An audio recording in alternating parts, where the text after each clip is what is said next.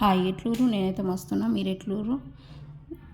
రవ్వ దోశలు వేయడానికి నేనైతే పిండి ప్రిపేర్ చేసుకొని పెట్టుకున్నా. కానీ పెద్ద దోశలు వేస్తే పిల్లల లంచ్ బాక్స్లోకి సరిపోవు కదా, అందుకోసమే చిన్న చిన్న దోశలాగా వేసి ఇలా పెడితే ఒక 4-5 దోశలు ఈజీగా పడతాయి కదా.